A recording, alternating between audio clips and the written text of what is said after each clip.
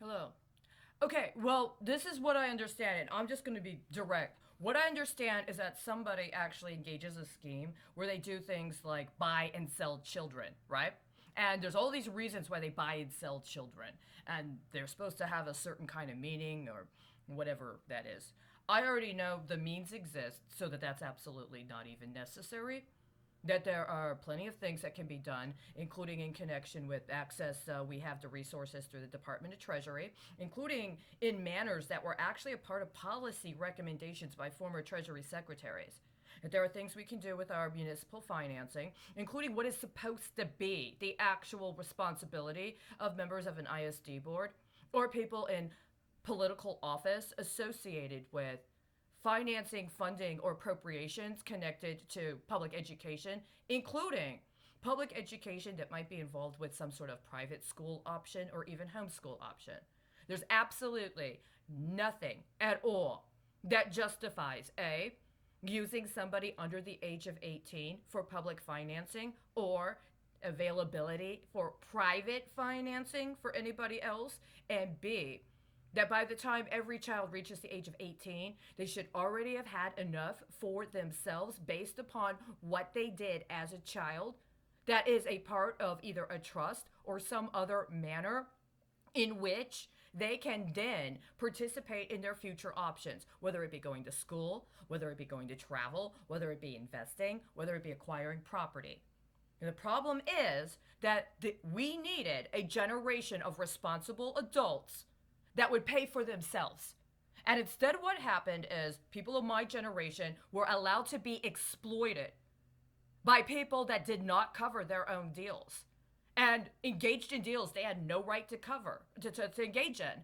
And not only did they have no right to engage in those deals, but they intentionally engaged in those deals as a way to try to extort later generations into their profligacy so they could justify what they thought they were entitled to at the end of their life, which was, unfortunately, something they should never have had access to begin with, right? And we're dealing with the ramifications. There's absolutely no reason why, for the last 10 years, at least the last 10 years, any child should have been used for any financial capabilities. Period. That all should have been put through a variety of other resources and a variety of other means that were already available. And I'm sorry, the grown ups, including the ones over 35, including the ones over 45, that spent 10, 20, 30 years gambling compulsively, they should have had to pay for themselves. But that's not what ended up happening. And during these time frames, including in the last 15 years, I've been an educator of young people. When I was in Chicago, there were two classes of 10 that were of a particular age that I understand were used in illegal and unconscionable financial arrangements by people that had political ambitions and thought, for whatever reason, just by virtue of the fact that they were my students, that they were allowed to be accessed by someone that started exploiting me ritually since I was a child, including younger than them. When I went to Honduras, I had two classes that also had 10 students each. That's four classes of 10 students. All 40 of those students could have been already taken care of. As a matter of fact, in my own, I've already provided for what would have been necessary to assure that by the time those young people I taught in Honduras reached the age of 21, they have their own means taking care of them. Well, at least as long as the, current context of international finance capital exists. And see, this is what's revealing the absolute delegitimacy. If it had anything close to authenticity, then those 20 students, as in Honduras at least, as well as other students in Honduras, wouldn't have been used to finance a damn thing for anybody. And by the time they graduate colegio, and by the time they get through the university, they already have everything they need. Because in Honduras, educational financing is different. And the school would have already been involved with assuring their education was paid for based upon the specific modality that it was constructed to provide, and based upon its relationship with other people that knew better than to think they were able to access minors for financing. But unfortunately, we are where we are. So something said, well, the problem is in our system, you have to be able to pay for it. If you go on the public record and you try to talk to people about problems or you try to expose corruption, well, I mean, cost benefit analysis, can you cover? Yes, I can. Every single one of those students deserves one of these senators. And I'm going to go through the list.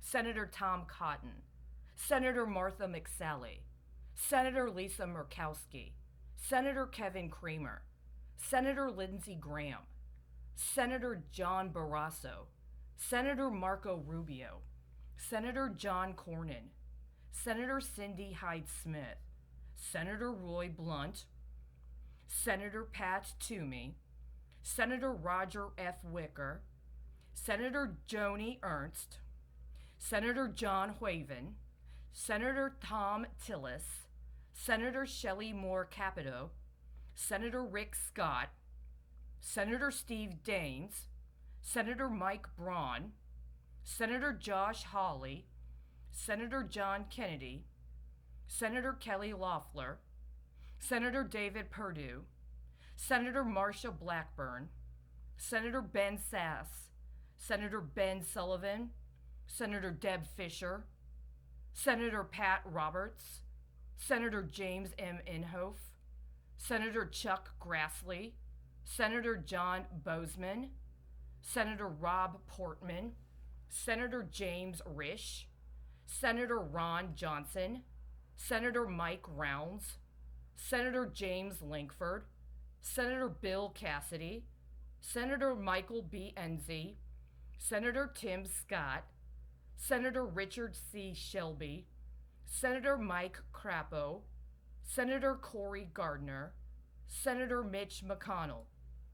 Now, Senator John Thune is not eligible, but Senator Ted Cruz is mine. If there's more than 40, which there are, then we got to deal with taxes. Now, if we were talking about a wartime draft, and we were talking about an actual state of war, not intelligence activities, it would not be permissible by the law of the United States to allow for all of the male children in a family to be sent to war, to risk losing the entire family line. And insofar as we are now at a stage in the United States where there are women in combat roles, then one has to take that into consideration as well. There may be some consideration that there are ethical problems about allowing for both of a state's senators to be put on the chopping block in such a manner. But that should have been taken into account before somebody wanted to risk that 400 on trying to get away with ritually exploiting me my whole life in order to cover his losses. He did not cover it. Over and over and over again, we get back into a cycle where more and more and more children literally are expected to be leveraged to cover up for not only the crimes, but the cost of crime and the cost of the cover up. I could pay for it. As a matter of fact, not only could I pay for it, but a number of people that are on this list of co-sponsorship for Senate Resolution 466, a resolution honoring the members of the armed forces and the intelligence community of the United States who carried out the mission that killed Qasem Soleimani and for other purposes. A number of these people listed as co-sponsors were already listed as respondents in my petitions to the Supreme Court of the United States regarding a pattern of racketeering activity. That was what they were doing instead of their constitutional obligations to provide appropriate appropriations to meet the needs of the people of the United States. That includes not allowing for criminals to infiltrate the government so that they can ritually exploit children their entire lives. Period. Now, so far as I know, all of these people are still identified as somehow being eligible to be identified as a senator, drawing on payments and or benefits that allow them to be acknowledged as potential and future recipients of congressional pension benefits, and are masquerading as if they're actually representing the people of the United States based not only on the jurisdiction of their state, but also their committee assignment. That's a lot of fraud. And that's a lot of resources that were wasted when they were dispossessed of the people, including the children, so that they could be used to this kind of a cover up. I contend this bill is nothing more than an illegal lien that these people have placed on members of the military in order to exploit their children, including under alleged secret service, with an understanding that some of these people have ambitions that one day they'll be president. I'm sorry. If you thought your tradition, including your family tradition, allowed for the ritual exploitation of children their entire lives, you're not American. And it begs the question of why are you using members of the military and alleged intelligence in order to get a named reference to a command officer in a country that has been under sanctions for a considerable amount of time, presumably for smuggling and trafficking nuclear weapons?